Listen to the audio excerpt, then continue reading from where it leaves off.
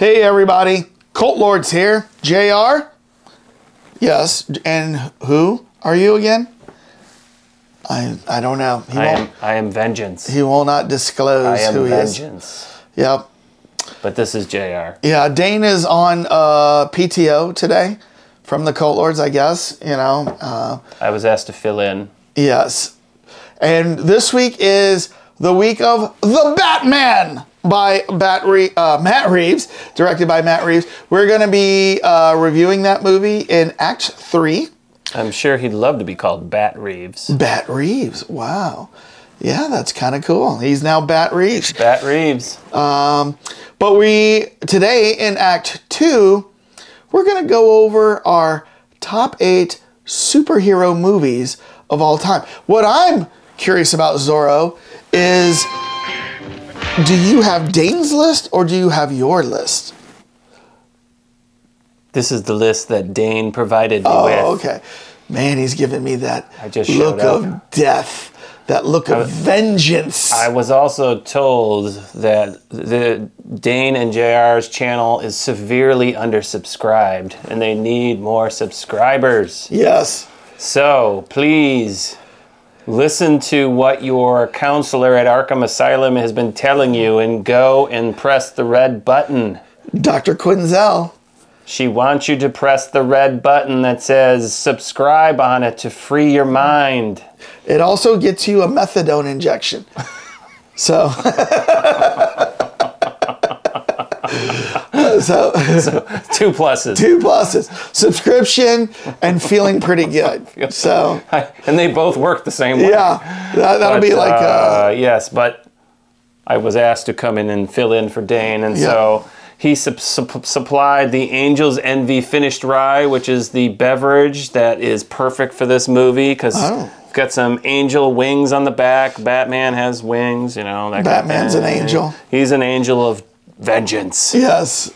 And with subscriptions, you possibly could win. Right? Yeah. We don't have a movie or a Blu-ray to give away. This movie has not come out on anything yet. So raw, so fresh. So if you comment by March 27th, so March 27th, we'll be up here. What we will do is we will contact you if you win the raffle. We'll do a spin. If you win the raffle, we'll contact you with 3 movie poster choices for the Batman. I was going to say Batman movie choices. You're not getting Barbarella or like 10. Yeah. Well, you might get the one right over Dane's left shoulder if you want. That's a little obnoxious sometimes. Right around here. For your eyes only. Okay, but we'll give you 3 options. It's not Dane, by the way. I'm not Dane. Oh. He's not here, remember? I'm sorry, my partner, Dane, always sits by me, so... I don't know why everyone thinks that. I don't know. I don't know. It's very obvious. Yes, it's... I'm not Dane. It's some masked man, you know. I don't know. Maybe he's here to rob me later on in between acts, but... all right, but yeah, the posters. If you comment by this date, we'll give you 3 choices of posters that we're going to put up here. And you can choose one of them, and we'll send you a poster that you can hang on your wall. And we'll even sign it. Put it in your man cave. Well, I doubt that. You don't want the value to go down. The Cult Lords will sign it. I don't think you want the value to go down. Just let us know if you want the Cult Lords to sign it or not. So, otherwise, it might just get drop shipped from Amazon to your house. Okay. All right, that's enough with the giveaway. Let's head... Masked Man, Kimosabi. Dive into this pool. I want to hear what Dane thought was in his top 8. All right. What did Dane think? Well, Dane had a couple of honorable mentions. Oh, yes. What were his honorable mentions? Honorable mentions were Black Panther. Oh. Dredd 2. 2, not 1. Dredd 2? Yes. And like Judge Dredd? Yes. Oh, wow. Dredd 2, though, with Carl Urban. Carl Urban. Okay. Excellent movie. And Captain Underpants, the first epic movie. Remember, these are honorable mentions. Yeah. And it's a superhero. If Captain Dane was Underpants. here, I'd ask him, what's up with the Captain Underpants? I don't even know what that is. Superhero movies. Captain We'll show Underpants? a little segment of Captain Underpants. Like, where's Captain Underpants from, even? The neighborhood? All right. Honorable mention, I said. So there's a movie called Captain Underpants? Captain Underpants, the first epic movie, I should add. Okay. It's a children's superhero. Okay. But, you have Orgasmo next? Well, that would be in Barbarella. Okay. But, oh no, that was a Woody Allen movie. No, that was a... Woody Allen, Orgasmatron. No, but there's a movie called Orgasmo that's the guys from South Park. Oh, yes. But anyways, go ahead. But we digress. We digress. What is your number 8? Number 8, Mystery Superman Man? 2. Superman 2. Number 2. Yes. Number 2. Christopher Reeves. Christopher Reeves at his best. Neil Tazad. Yeah. Kneel before Zod! Yes. Lots of actually cool special effects, which is weird because at that time they didn't really do any CGI stuff. Maybe the mirror. Yeah. What was the name of the Phantom Zone? Yeah, the Phantom Zone. Yeah. I mean, they came up with some kind of cool concepts in that movie that I don't know if that was derivative of an actual Superman comic or not, or was wholesale story invented. I think it was invented for screen. Okay, because it did such a great job with that. It was a great job. That Neil Tazad. Neil Tazad was. Yeah. I need to get a shirt. The 3 Kryptonians, coming to Earth. But yeah, great movie. Yeah, Christopher Reeve at his best. Unfortunately, they just didn't keep the quality going. I mean, Superman 3 was terrible. Yeah. And after that, it got bad. Superman 3 was the one with Richard Pryor. Then Superman 4 was the stupid one, which was about like nuclear power on the Earth, and it had that captain, somebody with the long blonde hair. You know what I'm talking about? I don't think I ever saw that. It was horrible. It was horrible. Such a tragedy. I'll put a picture of the yes, you villain must. that he fought here. So it was everyone can see how foolish studio execs are and why they ruin franchises. I mean, if they had just stopped at Superman 1 and 2, that was it. People would have that forever, like the top superhero movies of all time. But Superman 1 was also really good. So I mean, but yeah, I hear you. Superman 2. So what's your number 8? Well, I did have a couple of honorable mentions too. Captain Underpants? No, I don't know what that is. So I had 4 because these are. You know what? When I was sitting doing my list, I was sitting across the room from my shelf of all my Blu-rays in the superhero genre. That makes sure my mask doesn't fall off. I was able to read probably over 100 superhero movies in there. Wow. And there's the X-Men. There's Guardians of the Galaxy, there's Deadpool, there's Fantastic Four. I mean, I'm just reading all Jonah Hex. I'm reading all these obscure ones too, The Crow, and I'm like, there are so many superhero movies out there, and there's a lot of good ones. So I'm gonna leave some great ones off. So the 4 that I'm leaving off my top 8 list, but wanted to mention them, was Batman, the first one with Michael Keaton, Wonder Woman with Gal Gadot. My girls loved it, and we had a lot of fun at the theater. Deadpool with Ryan Reynolds. That was hilarious and awesome. And then the first Iron Man with Robert Downey Jr. All great movies that didn't make my top 8 list. So, all right, Masked Man. My number 8, Thor Ragnarok. Yeah, baby. Thor. And the other Thor movies are just okay, but Ragnarok was amazing. Where they go out to space, and meanwhile, his home planet, they declare Ragnarok, which is, like a war for the planet, right? And planet survival. Yeah, and you've got Hela in that. You've got the Hulk in it, and the Hulk is now smarter, you know what I mean, and he intelligent Hulk. But it's really funny. They're in the arena together, and it was just a great movie. Jeff Goldblum. I can't remember what the character's name is, but he's like the brother of the Collector. The Collector played by Benicio del Toro. Yep. So he's basically like a quasi demigod type of thing. Yes. Exactly. And then that's where we get to meet Valkyrie, in that movie. So I know it's like the first time Thor has been serious. Oh, not serious, jokey. Right. Because in all the other ones, he plays the serious guy, and they completely missed a lot of his persona in the comic books, right? That he tended to be much more of a kind of like a common man type of person, right? And this was the first one, I think, that was directed by Taika Waititi, who also played a character. What was that character's name that he plays in there? It looked like the tree or whatever. I thought you meant Hitler. No. Oh, he does play Hitler too. Yes. Jojo Rabbit. Yep. But no, Thor Ragnarok, that was a great movie. That's my number 8 movie. So we're on number 7 now. We are at number 7, Mystery Man. 7. X-Men Days of Future Past. That's what Dane wrote on here. Why did Dane like that one? I think he was really into the retro aspect of like the X-Men in like the 1950s. It was almost like... It was the 60s. 60s, yeah. Well, it was like... Early 60s. Yeah, you get a feeling of like Mad Men and like superheroes put together because they were all in those smart suits. And they did just a really well thought out job of having them go back, have the whole thing with the robots that are, killing mutants in the future. And I just thought it was such an excellent movie with just kind of the way they smartly made everyone younger. Like Christopher Xavier has this awesome head of hair. Yeah, exactly. So great job. Probably one of my favorite of actually all the X-Men movies. Michael Fassbender was Magneto. Yeah, Magneto. I remember Jennifer Lawrence was... Mystique. Mystique, yeah, so great movie. Highly recommend if you guys have not caught that one in the X-Men genre. Some of the other ones, they kind of produced a little bit too much. Yeah. Same thing happened to Spider-Man. There was just too many of them. Yeah, no, so, I hear you. What's your number 7? My number 7 was a movie that, before they came out, I had never read the comic. And I didn't know what to expect.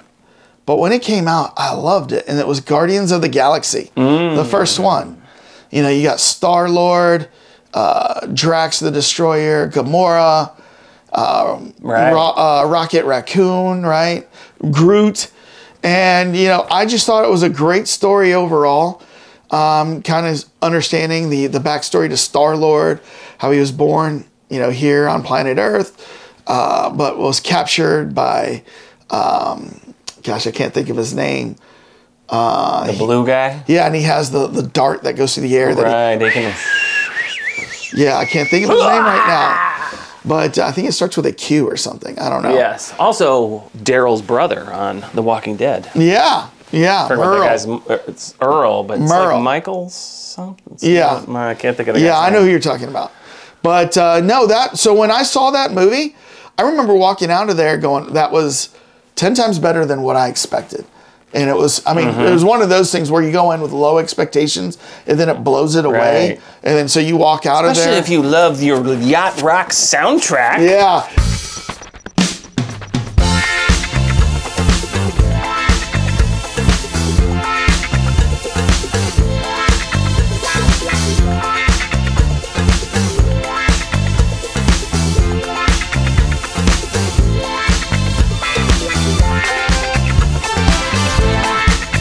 That was another big plus to that, was listening to the music that he had on his mixtape. So, well, I think that one in particular, I think in some ways they came up with a great storyline for Guardians of the Galaxy, but it was a little bit of a Hail Mary pass, because a lot of those characters were like separate characters in the DC universe.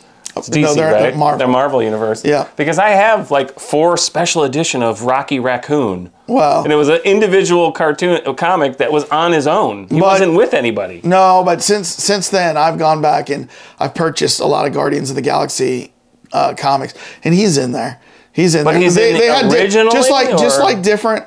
There was different iterations of the Avengers, and there was different iterations of Guardians of the Galaxy. So there's a Guardians of the Galaxy 3 coming up, and they're going to introduce characters like Adam Warlock, who was a member of the Guardians of the Galaxy in the comics, but we haven't seen him yet in the MCU.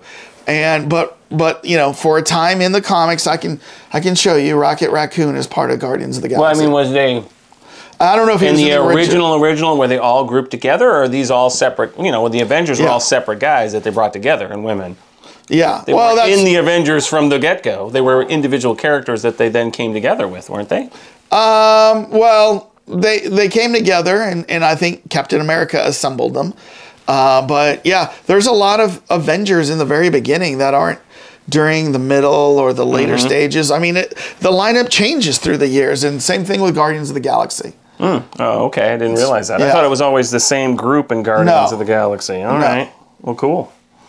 So that was my number 7. What is your number 6? Number 6. Mr. Mystery Man? I know, his mask is hard to read through. Hold on a second here. I've got Captain America, the first Avenger. The first Avenger. Okay. All right. Yes. Great movie. I love the retro aspect of it. I mean, I knew the backstory somewhat, but I thought the movie did such a great job of the creation origin story of him and then how he goes into the war. And of course, Nazis. Right.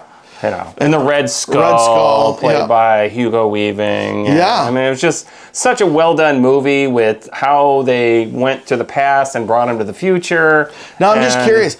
Did you see on Disney Plus streaming, did you watch the animated What If cartoons? No, I did not. So they had a What If in there. And if you remember when they're giving Steve Rogers the super soldier serum. Yes. And he goes into the chamber. What happens was he goes into the chamber and the chamber doesn't work, and the serum like timed out or something like that. So then the next day they got the thing up back and working or something like that. But his serum had timed out. They didn't have another one. But Peggy Carter takes the serum and she goes into the chamber and she becomes Captain Britain. So she's got the Captain America shield as the Union Jack, and so Steve Carter stays the weakling little guy he is, but Peggy Carter still loves him. Well, she probably filled that costume out pretty well for the movie version. Yeah. So it's just really interesting to watch. So. And we talked about if you wanted to get one of those shields, C2E2. Yeah, comic sandwiches. Dane and JR went to C2E2 and saw this awesome booth where these guys were making these amazing comic sandwiches. That's what they're called. Amazing shields. We'll put their link up right here. And if you want to buy your own Captain America shield, they will custom make you one, and they are amazing. So yep. All right. That was your number 6. Mine is Old Man Logan. So just Logan is what it's called. Logan, yeah. Yes. Yeah. Well, that was a really good movie. Yep. So you're looking at my list ahead. No, I'm not. I see that. I am not. I can't always see your list. Yeah, you're just like my partner Dane. He does that all the time. Oh. See, strangely, I'm pretty sure Dane never does either. But now if you that's what he told me. Now, if you were Superman, the'd be nothing I could do. I mean, you just have extra. You'd be naked right now. Yeah, I know. So, all right. So Logan, and if you've seen this one, I don't know what you've seen in your life because you're probably busy fighting crime. I am a very busy man. Yeah, I am vengeance, but occasionally I become Blu-ray. But if DVD. you Netflix and chill, then I'm usually when I'm working on the Batmobile, I usually have it up in the background. Yep, I gotcha. So yeah, but that's where it's in the future, and mutants have been basically like wiped out. Right. There's only a few left in the world, right? And they're in hiding, and it's a very old, almost on his deathbed, Professor X. And then Patrick Stewart, and then playing it again. An old, Logan, Wolverine, and his power of healing is diminishing. So he's actually starting to age now, and he can't heal as fast. He can't do these things as fast. So yeah, they're trying to escape, kind of like these government, almost like government Nazis. Yeah, Nazis basically that are out trying to round up all the final mutants. But it's a really good one, and it's a kind of a farewell to Wolverine. Hugh Jackman. Yep. The guy's played him the whole time. Yep. Hugh Jackman.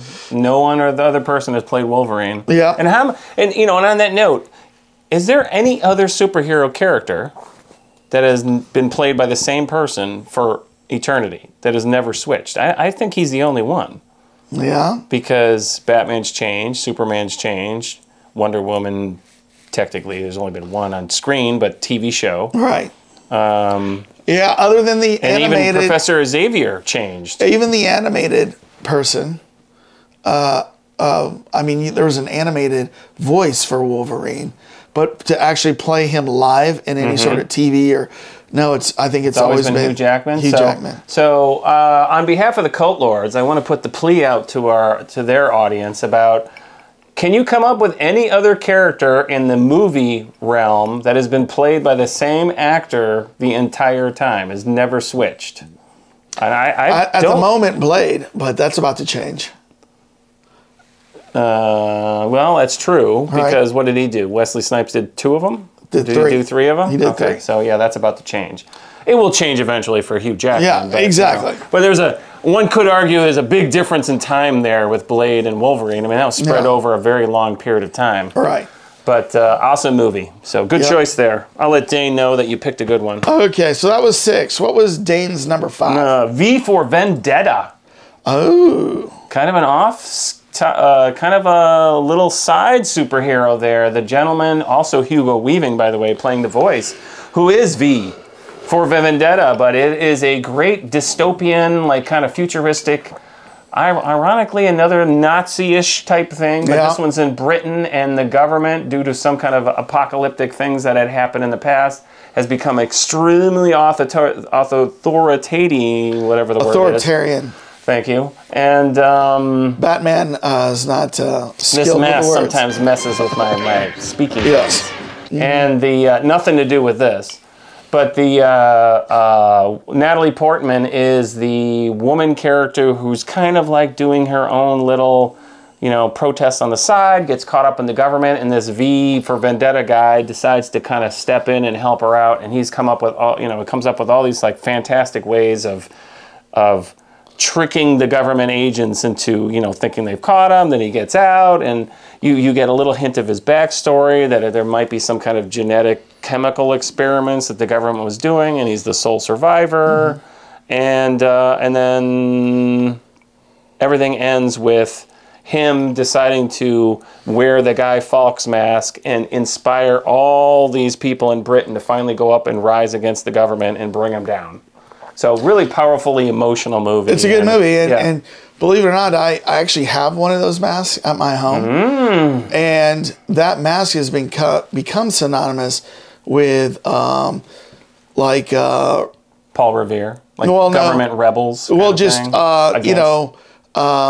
when you go out and you demonstrate against the government, people will wear those masks. The hacking group Anonymous, they've taken that's their logo, is that mask. If you go look at, I actually follow them on Facebook, and that's their logo. Do they have a lot of posts of like puppy dogs and stuff like that? Do they do anything like that? No. They talk about like they just recently hacked the Russian, some Russian page, and put up there to free Ukraine and stuff like that. So that's a timely news item that's going on at the moment. People must rise against the regime. Yep. And that regime definitely needs it. But kind of like the Wayne Foundation. Yes. Yeah. That is definitely true. Right. The Wayne Foundation is very evil. Well, that would be more of an. I would disagree with that. Oh, I strongly disagree with that. All right. So that was me, number 5. What's your number 5? My number 5, Dane. Where's Dane? I thought I heard him come in. No, I Where thought is he? I heard. Did he come in? No, I thought Dane? I thought I heard something up there. Oh well, I didn't hear the motorcycle pull up. Motorcycle. It's probably stuck somewhere. Yeah, but sir, I want you to take a look right here at this poster. That is my number 5. This one right here? No, this one right here. Oh, I thought it was this one over here. Mr. Blade.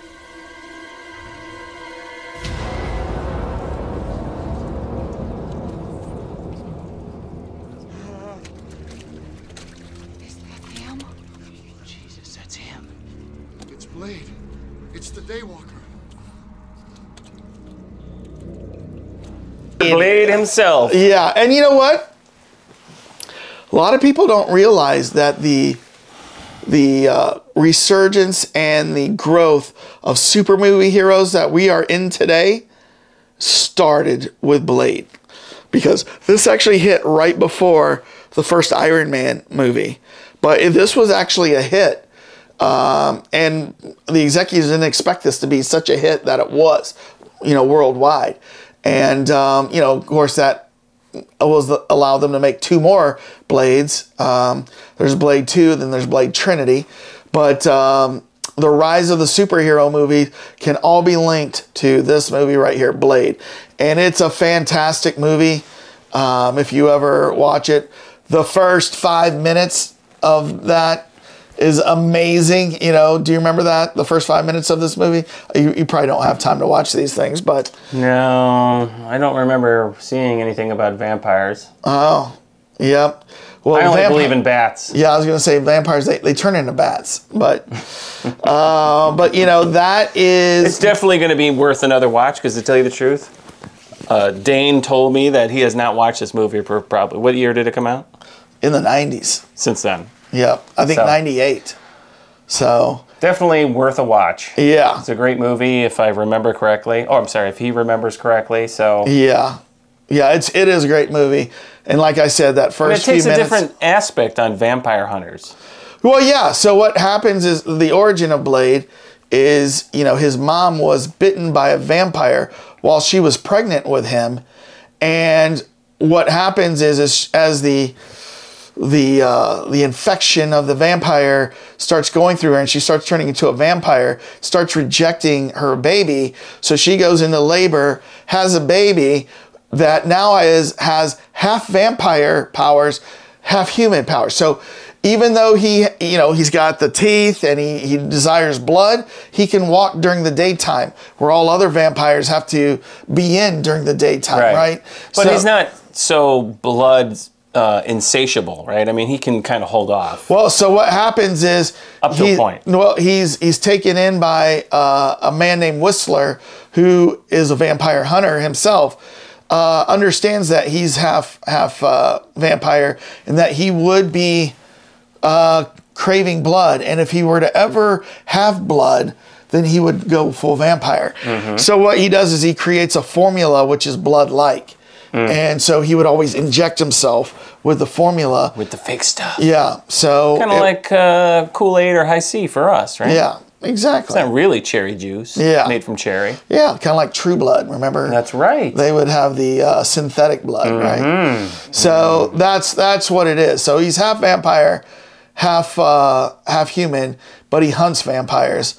And it's great. And in the comic books, he appears in like number 7 of Tomb of Dracula, something like that. Maybe let me serve you some of this excellent Angel's Envy. Yeah, maybe. Keep talking. I don't know what number it is, but I'll put the cover up here so you can see it. And he looks a lot different back then because when he appeared in the mid 70s, he's got like an afro, and he wears these goggles. He's you know like what I mean? Kid and Play kind of afro. Well, no, those were like skyscraper stacks, right? This is like an Angela Davis Soul Train, Shaft afro. Yeah, We'll have to put that up, what that looks like. Yeah, it's interesting. Because it's definitely different than him up there. Exactly. I mean, they did leave a lot of room here. Right. There are some eyes there, but they could have put definitely an afro in there. Yeah. And maybe that would actually be a cool version. I don't know if you've seen any Blade pictures. 76. Blade 76. They should do a movie with that. it would be like they need to get Michael J. White from Black Dynamite. If you've ever seen Black Dynamite, one of the greatest, funniest movies, Michael J. White playing Blade 76. I would love to see it. I'm going to start a petition for that. I need your help. Who wants to see Blade 76 with me? So that would be awesome. That would be awesome. All right. I can't wait. So that was my number 5. All right. What is your number 4? Number 4 for me is Wolverine. Wolverine. Where he goes to Japan and battles a samurai. Yeah. So it's a really great juxtaposition of kind of modern culture and the old Japanese way with some robotics and all this other stuff, but Wolverine mixed in with geishas and the You know samurai. why they did that? Well, I thought it was a comic book version, but... Well, it is, but like in Japan, the hand can be used like a knife. In Japan, the hand can be used like a knife. But this method doesn't work with a tomato. No, I'm just kidding. Ginsu! Do you remember that commercial? Ginsu. No, in Japan, Wolverine is one of the most popular superheroes of all of them because he kind of translate to like a lot of manga characters. Really? And yeah. Mr. Batman, can you stand? You keep getting in my face. What are you like trying to exact vengeance on me? All right, no. But, no one's going to understand that reference. Yeah. All right, so he's popular in Japan. Yeah, no, Wolverine is one of the most popular superheroes in Japan. So they wanted to make a Japanese Wolverine style movie. They did a great job. I love the whole crossover of old Japanese or old cultures in general with modern ways, and that one was a really well done. I will never forget that scene where he's like in the small village and they're all shooting him. Ninjas are shooting him with these giant arrows, and he's just covered in arrows. And then he's like pulling it, you know what I mean? Although in that scene, I think that was BS because Wolverine, come on, I just turn around and just chop him off. He's just kind of like getting carried up the street, but still, it was an amazing scene. Yeah. Very old school mixed with new school. Yeah. All right, so what's your number 4? My number 4 is The Dark Knight. Mm-hmm. That's the one that I'm picking. I don't know why I wrote Rises there, but you confused me. I confused myself. Well, confused. So yeah, the one with of the 3 that Christopher Nolan did, this is always the one that's critically acclaimed. I actually kind of like Batman Begins almost as much as this one, but the performance by Heath Ledger in this is legendary. And so that's why it's going to make my top 8. And I'm going to go with The Dark Knight. Right. Not The Dark Knight Rises.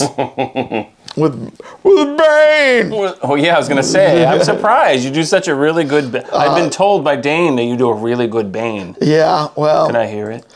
I just wish I had the mask to hide back. Yeah. I know somebody who could do something. Yes, children. Yes, children. The Dark Knight Rises. That's the one that stars me, Bane. I break Batman's back. Yeah, there you go. So that's a little bit of Bane. Ouch. So, all right. So The Dark Knight is for my number 4. Now we're going to your number 3. Numero 3. Mine is Wonder Woman. That's interesting that you like French. Dane really likes French. I know. I mean, it's interesting. Yeah, okay. It's very strange. All right. So what was it? Wonder Woman. Oh. Yes, Wonder Woman. I thought, according to Dane, he's actually cried during this movie a number of times because there's just so many powerful emotional scenes. Dane's a wuss. I mean, it's amazing. Yeah, that, I've been informed by some of your compatriots that you also tear up at key moments of movies. But yes, I do. Well, the specific scene is when she gets to the battlefield for the first time. Yeah. And then is running up there and going through all the trenches and all the old school stuff going on. And that's one of the reasons why I thought that was such a well done movie, is because the retro aspect of it, because I didn't realize, Captain America I knew was World War II. I didn't realize that she was involved with World War II as much as they did in the movie.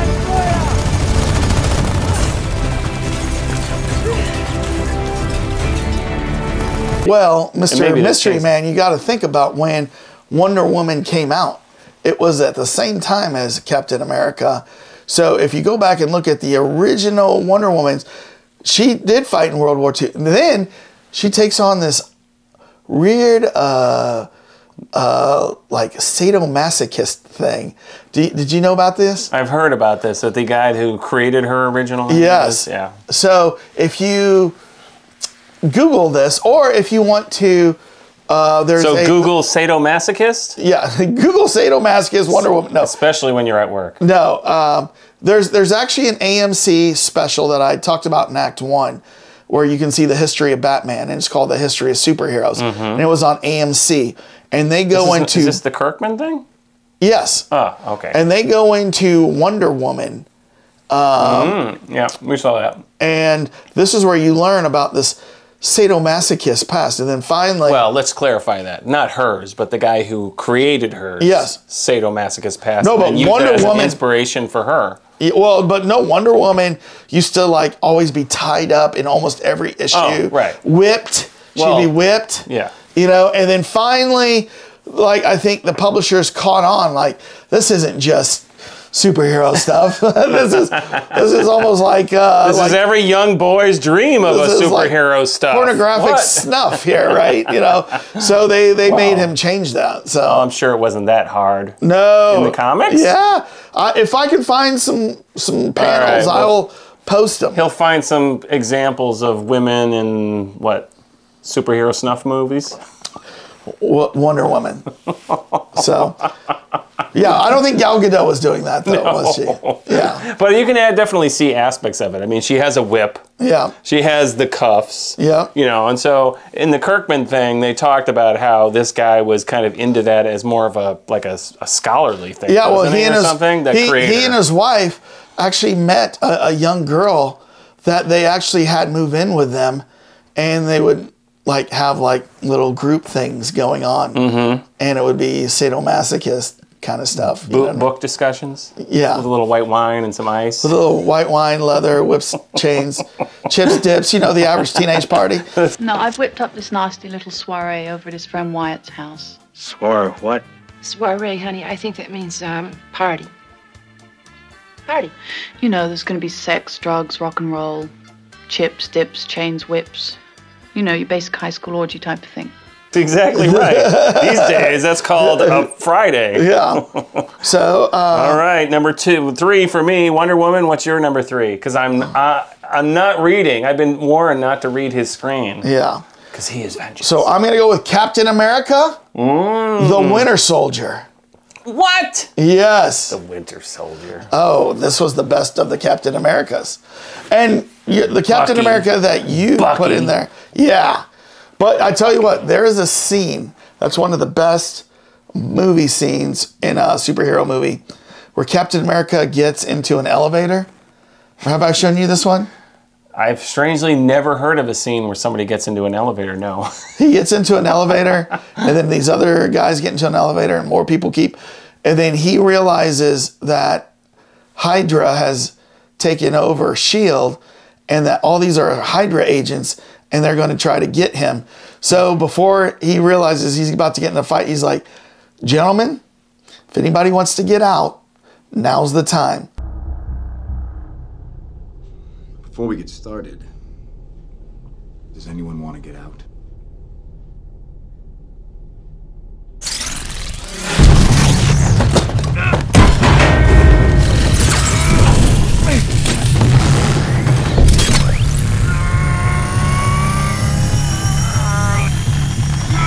And then the guy turns around, tries to tase him, and then they get into a fight in the elevator.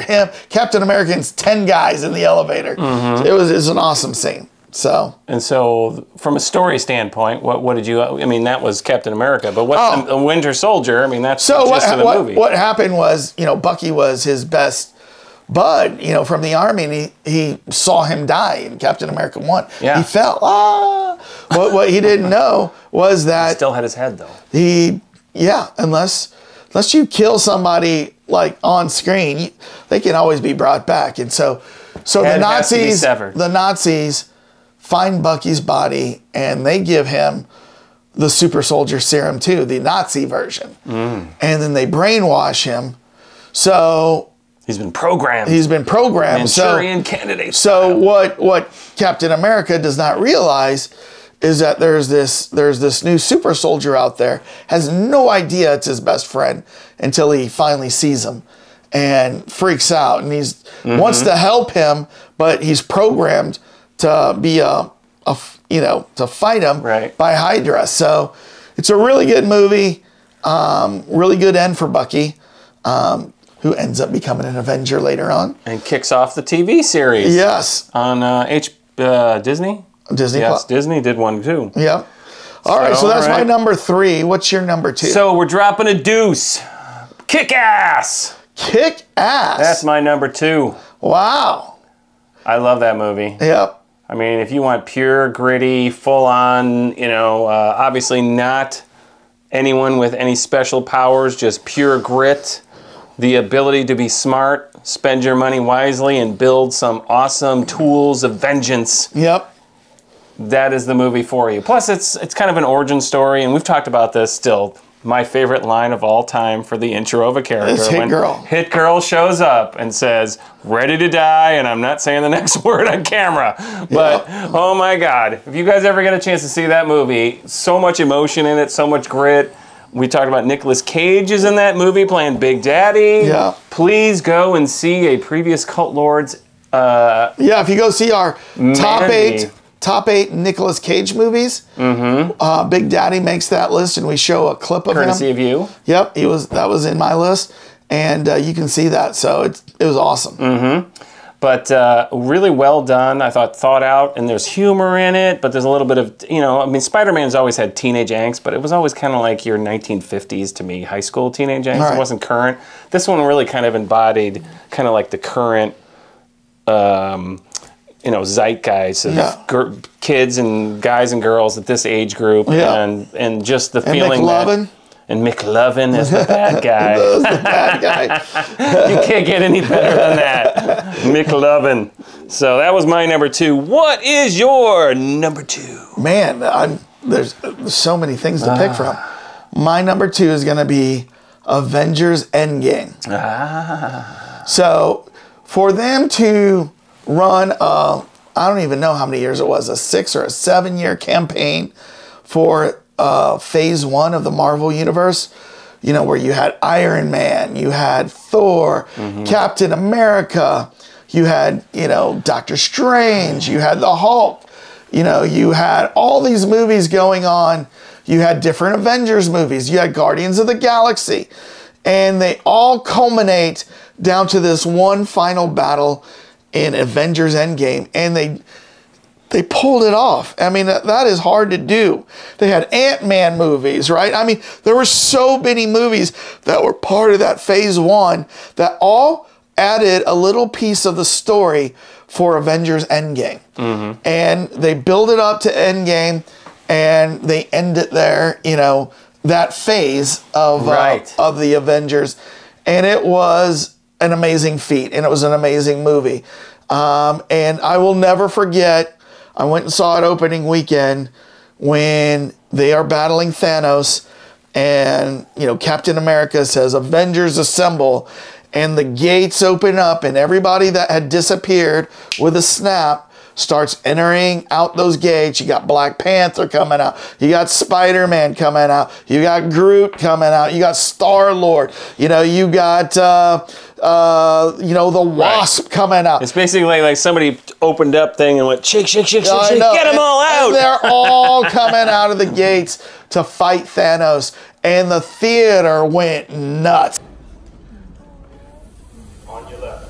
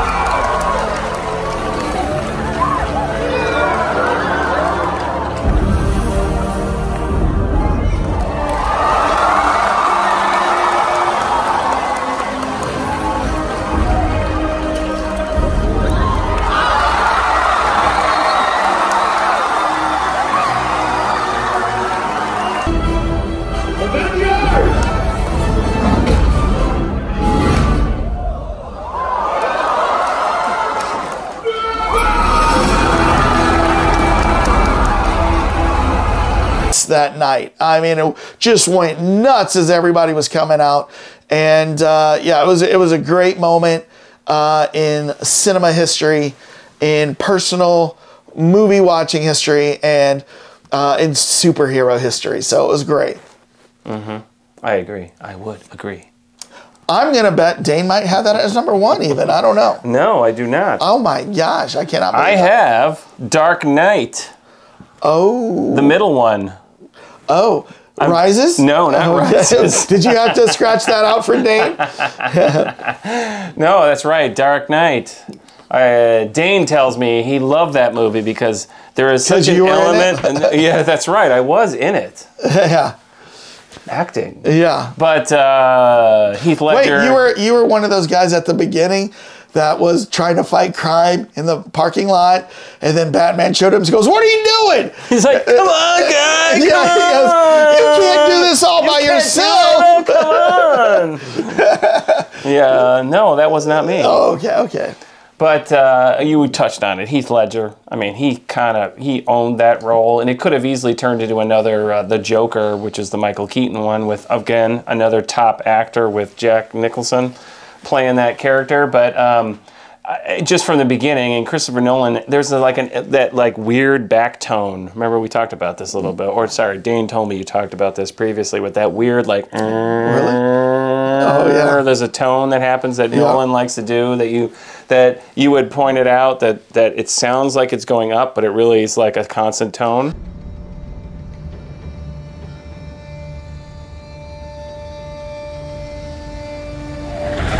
Yeah, and there's a trick to it.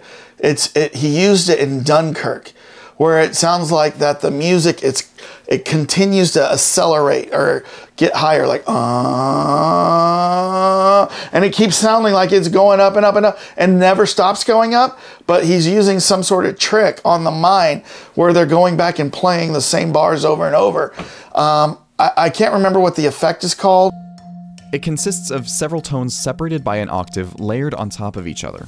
As the tones move up the scale, the highest pitch tone gets quieter, the middle pitch remains loud,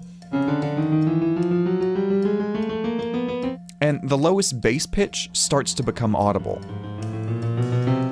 Because you can always hear at least two tones rising in pitch at the same time, your brain is tricked into perceiving a constant ascending tone. Loop it all together, and it sounds like a piano scale going on for infinity. I watched a really cool video on it. I'll post it here of where to go find it on YouTube. But absolutely outstanding version of Christian Bale. I still think right now. Well, no, the jury might be out. Stay tuned for Act 3 to find out what we think about the new Batman. But Christian Bale has definitely been the top Batman in Dane's mind. Yeah, he tells me. And this one I thought was the best of all of them because it was just really gritty, and the Joker being so kind of maliciously evil and like came out with like all this like I'm always one step ahead of you type of plans to mess Batman up and try to pull him out, and then at the end when he's like shooting at him, I mean he really like the Joker wanted Batman to kind of like become corrupted. Right. And then obviously that Batman said, "Nope, I'm never doing that. I'm not killing anybody." I still love the scene where the Joker introduces himself to all the gangs of Gotham and starts it off by saying, "You want to see a magic trick?" And he takes the pencil and he sticks it in the table. Right. And then that one guy like a henchman comes over, he grabs his head and goes, boom! I'm gonna make this pencil disappear. It's gone.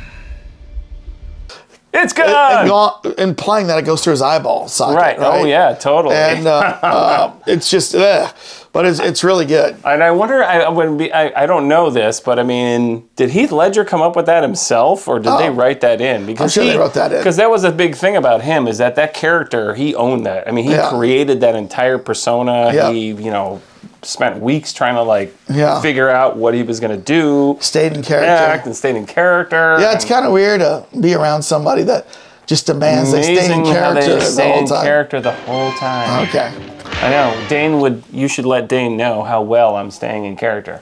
So that was your number what? Yes, number 1. Oh, we didn't do... See, normally when Dane's here, he likes to do a build-up for number 1. Well, we'll do one for you since we missed it. All right? My number 1? Yes. Number 1. My number 1, amazingly, as I stared at all these Blu-rays of all these movies. So in other words, a typical night? Yes. Yeah, because my desk stares out on all these Blu-rays. I had to take a picture of just all these Blu-rays that are in the superhero genre that are. We're gonna film from his remote vault one of these days. So I didn't pick any of these modern day movies. I went with Superman 2. I went with Superman 2. It still holds up. It's still, to me, one of the greatest and purest superhero movies of all time. You know, you got Christopher Reeves playing Superman, Margot Kidder as Lois Lane, but then it's like Terrence Stamp plays General Zod. Yes. Which was inspired to get him to do that. And then the other guy, the big guy, is the guy who plays, is that the guy who plays Jaws? I can't remember. I think it is. He looks very similar, but he does, for some reason it doesn't look 100% Maybe it's not the same. Yeah. But and then the woman too. And then the woman, she was in something like Natasha Kinski or something like that. It's something Russian. Right. I don't remember. But yeah, the 3 Kryptonians that come to Earth, and they take away for a while Superman's powers. And he's like, because he had the Fortress of Solitude, he doesn't know that they're here. He thinks to fall in love and be with Lois, he needs to take away his powers. There's like 2 stories going on. Yeah.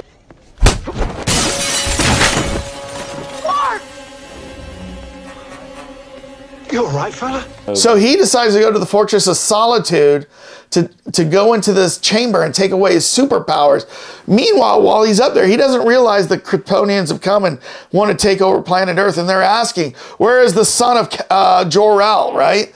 And so he takes away his superpowers, and by the time he gets back to New York, you know, Lois Lane's like, oh my gosh, Clark, these people are here, they're destroying everything. And he doesn't have his superpowers. Right. She's like, oh, what's wrong, Clark? Yeah. He couldn't get it up. And then they're like, where's Superman? He's not showing up. For the love of God. Yeah. So it was such a great movie.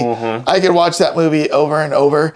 And then, of course, remember how he uses Lex Luthor to trick the Kryptonians for them to put him into the chamber you remember, to supposedly take his superpowers away? I haven't seen that. Yeah, that's right. I forgot about that. Oh, it was a great. It was a well done. Well, it proved that Superman was an intelligent guy. You know what I mean? He wasn't just all muscle. So that's our top 8 Cult Lords, top 8 superhero movies. You know, Masked Man here is filling in for Dane. You know, the Uncaped Crusader. The one in the members only jacket. It's not members only. I'm not a member of the Legion M Club. Yeah. You're a member now, aren't you? Aren't you part of the Legion M? I'm a full member now. I'm a card-carrying Legion M member now. Legion M. Yep. Up there. Look them up. Look them up. Crowdsourced, crowd-funded production studio. So that's it. And that's it for our top 8. So that naturally brings into what did we miss? And we know we missed a lot because there's a lot of superhero movies out there. This was our personal top 8, but what is in your top 8 superhero movies? Notice no Spider-Man. Neither one of us said any Spider-Man. But the interesting thing, which was to happen multiple times, is your number 1 and my number 8. Or vice versa, or flip-flops. Yeah, I did notice that. So we have a distinctive style of taste of like movies that we enjoy or whatever. And so, I'm sorry, that Dane and you enjoy. Yeah, but no, you did have an X-Men in there. I did. I did honorable mention the first Iron Man, but no Spider-Man at all. No Spider-Man. Either historical or, you know. Black Panther, you had, right? No, you did. No, I had an honorable mention. I didn't have Black Panther in there. Dread 2, I had as honorable mention. Yeah. We both had Wonder Woman, but different Wolverines. Yeah. Obviously, different Captain Americas. Different Captain Americas. And then Superman. Yeah. But what are you going to do? Yeah, so what did we miss? Tomato. Go put it out in the comments, and if you do that by March 27th, we will send you, or you will be put into a drawing for a Batman poster that you can hang at home and show your allegiance to the Dark Knight. And John, you know who we're talking to. you have some very good, deep superhero knowledge, especially the vampires. John P. Oh, okay. I know who he is. You know who John P. is. Yeah, I always call him. He just hit you up on Facebook recently, didn't I know. He just hit me up asking. One night, Dane must have told you this story. Yes, right? I heard about that. One night, Dane and I were up editing, and I get a Facebook message from our mutual friend John P. saying, "Hey man, how's it going?" I'm like, "Hey." And it's like 10:30. Yeah, I'm like, "Hey man, it's going great. Dane and I are just editing right now one of our videos." He goes, "Oh, that's cool. Hey, I just wanted to tell you about this exciting thing that happened to me today."